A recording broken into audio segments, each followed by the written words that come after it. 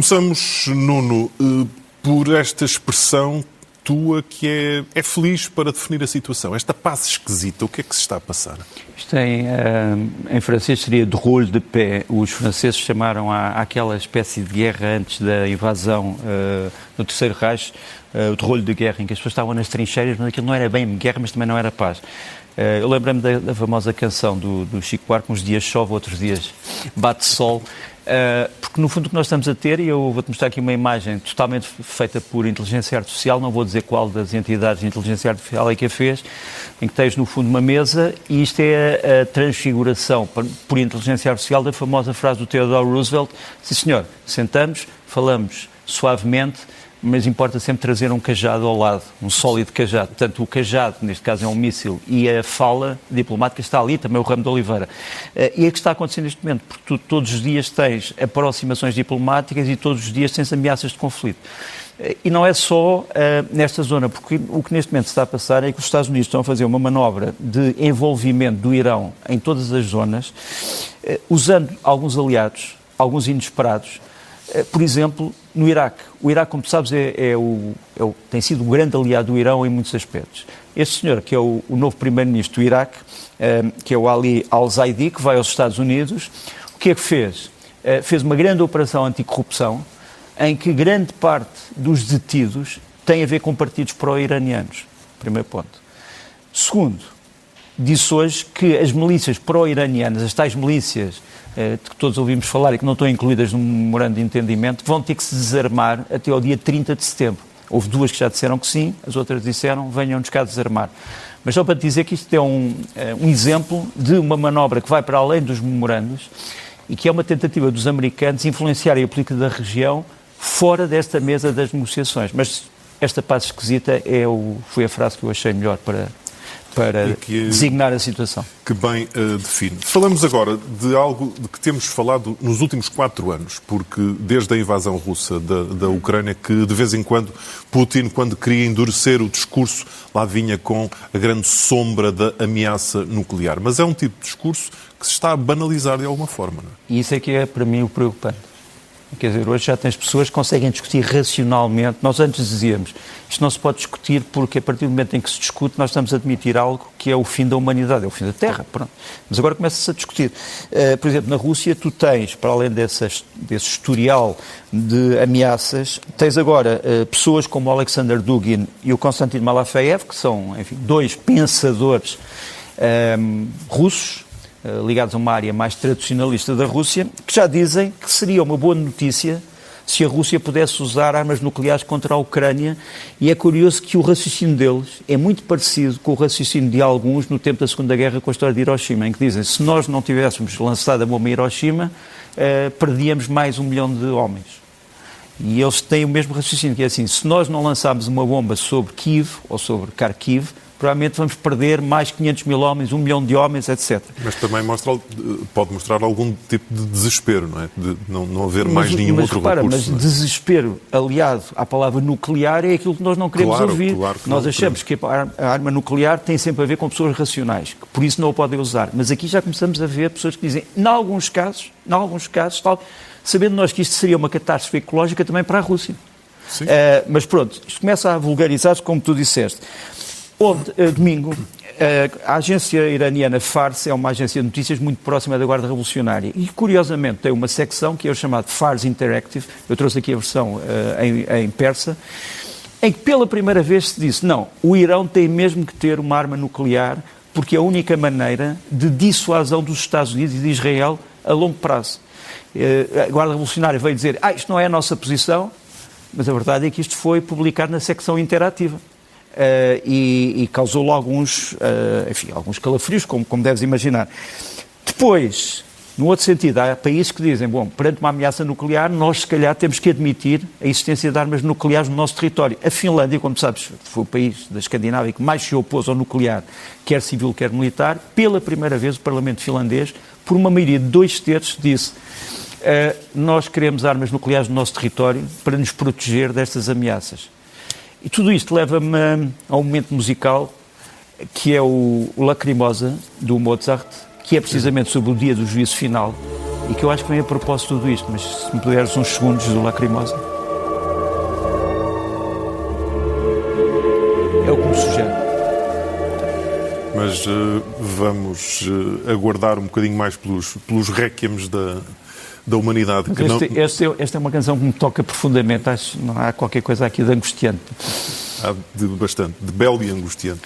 Vamos saber quem manda, que é uma pergunta que fazes sempre nos Jogos de Poder e a que tentas responder. Hoje, porque é que vamos falar do Senado dos Estados Unidos? Não, vamos falar do Supremo Tribunal. Do Supremo Tribunal, desculpa. O Supremo Tribunal, como há bocado se viu na peça, tomou hoje algumas decisões importantes. A primeira decisão é a decisão de reafirmação da emenda constitucional, a 14ª emenda, que assegura que os cidadãos nascidos nos Estados Unidos são cidadãos americanos. Portanto, é uma clarificação constitucional que me parecia fácil, mas que foi importante que tenha sido feita. Depois, a questão dos atletas transexuais que não podem competir em competições femininas, quer dizer, a decisão do Tribunal é de que isso seria extremamente injusto para as competidoras femininas. Aliás, como sabes, isto é algo que tem passado pela esquerda, entre aspas, e direita, e há muita gente que não tem que se identificar com ninguém em especial, mas que acha que isto é profundamente injusto. E a terceira decisão, que é uma decisão que ainda não foi muito falada, o Supremo Tribunal, pela primeira vez, aceitou discutir a questão das armas semiautomáticas de fogo, das AR-15. Ou seja, armas que tenham uma determinada capacidade de fogo. O Supremo vai ter que dizer se elas podem ser ou não permitidas. Como tu sabes, os Estados Unidos têm um bocadinho uma vista larga sobre estas armas. Há Estados que as permitem, há Estados que não permitem. E agora o Supremo, pela primeira vez, diz que vai tomar uma decisão federal sobre estas armas. E parece-me extremamente importante. Vamos ao nosso barómetro, que é quando sobem e descem personalidades ou coisas ou acontecimentos. E hoje começas por Felipe González. Felipe González, como sabes, está para o PSOE, como, por exemplo, Mário Soares estava para o PS, é uma figura histórica. Ele veio falar sobre a atual crise das ameaças de corrupção que estão a cercar o Pedro Sánchez, o Primeiro-Ministro. Veio dizer que é óbvio que o Pedro Sánchez já se devia ter ou demitido ou devia já ter pedido a convocação de eleições. Ele diz isto e ele é uma pessoa insuspeita, ele não é do PP, ele é um dos fundadores do partido e veio dizer isto. Depois veio dizer uma coisa talvez ainda mais contundente, quando lhe vieram dizer mas não acha que esta sentença sobre o antigo número 2, o Sr. Ábalos, que abalou o PSOE, não é uma coisa um bocado injusta, uma pessoa ser condenada a 24 anos de prisão, e ele, que é um jurista também, é um advogado, veio dizer, não, são muitos crimes. Os 24, quer dizer, ele não é condenado a 24 anos por são crimes sucessivos de vários géneros e essa soma... E reiterados, e ele diz, e o processo, do ponto de vista judicial, está muito bem organizado. Portanto, foi também uma machadada para algumas, hoje, como se diz hoje, narrativas dentro do Partido Socialista Operário Espanhol. A palavra narrativa irrita-me um bocado. Eu gosto muito da palavra narrativa, mas não quando ela é usada dessa maneira. Eu gosto muito, por exemplo, das lendas e narrativas. Estamos no mesmo barco, mas depois, hoje em dia toda a gente fala da narrativa. E depois, uma terceira coisa que ele disse, perguntaram-lhe assim, então, mas acha que o Sr. Sánchez devia tirar aquela coisa, é outra coisa que me irrita, é consequências políticas. Sim. A expressão consequências políticas é uma coisa que devia ser banida nos próximos tempos até que se deixasse-se usar e depois podia-se usar outra vez. E ele vai dizer, consequências políticas, claro, esse senhor, eu não sei se era a mão direita ou se era a mão esquerda, mas era uma das mãos. Ele foi colocado lá pelo Sr. Sánchez, que disse que tinha confiança nele. Portanto, a partir do momento em que isto acontece, ele não se referiu a um caso aqui em Portugal. Sim. Mas podia-se ter referido a um caso aqui em Portugal. Quer dizer, não é preciso que as coisas toquem à minha porta. Se eu designei a pessoa que de repente cai, tenho que tirar alguma consequência. Não é? Não há mais consequência política do que isso. Também sobe John Arrigo. John Arrigo é, como sabes, o atual embaixador dos Estados Unidos em Portugal. Ele organizou o Dia Nacional antes do 4 de julho. Como sabes, o Dia Nacional neste momento é também a celebração dos 250 anos dos Estados Unidos, e ele fez uma coisa que é muito difícil um diplomata fazer. Ele é um homem que vem da área do Donald Trump, foi nomeado um embaixador político, conseguiu fazer uma celebração com, 3 mil pessoas, que foi extremamente apartidária. Quer dizer, as pessoas podiam dizer, isto vai aparecer aqui coisas do Trump e estátuas e... Não, foi uma coisa extremamente apartidária. As pessoas que estavam ali, havia pessoas de todas as áreas políticas, e eu acho que é difícil o embaixador libertar-se da sua origem, digamos assim, política, para fazer algo que é, sobretudo, a celebração de um Estado que faz 250 anos. Sob a égide da bandeira e não dos homens. E, portanto, eu ponho isto altamente a subir. E isto foi só uma pausa de John Arrigo, porque vamos voltar ao PSOE, mas agora o PSOE atual... É uma outra narrativa, que é a narrativa das sondagens. Quer dizer, há sondagens, as últimas 21 sondagens de várias instituições dão o PSOE só 2 vezes à frente do PP. Todas as outras vezes está o PP, só que há um problema para o PP, que é o mesmo problema do PSD aqui e do Chega. É que o PP só pode aspirar a uma maioria absoluta com o Vox. Ou seja, o Chega espanhol. Sim. E, quer dizer, precisaria de 170 e tal deputados, com o Vox tem mais do que isso, tem 190 e tal, mas sem ele não tem. E a questão mas é aqui mesmo... estão as tais leituras políticas que Sánchez deveria estar a fazer. Não é? Sem dúvida. Sánchez tem neste momento um problema, que é a história dos imigrantes, como sabes, que passam a ser espanhóis, que são os filhos dos exilados durante a Guerra Civil, que agora passam a ser espanhóis, mas há um problema. Como não há um círculo eleitoral da imigração, eles vão ter que ser espalhados por várias províncias.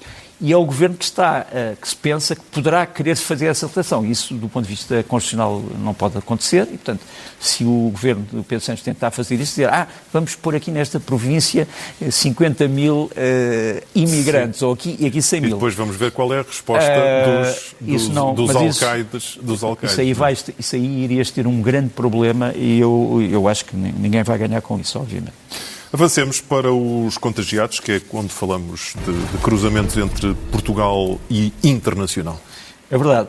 Ia-te mostrar, eu falo aqui muitas vezes das Forças Armadas Portuguesas, elas, 2 unidades muito importantes que têm um grande papel lá fora, fizeram anos. Os comandos que estão muito ativos na República Centro-Africana, juntamente com os paraquedistas, celebraram os paraquedistas celebraram em maio, os comandos celebraram agora o seu 64º aniversário.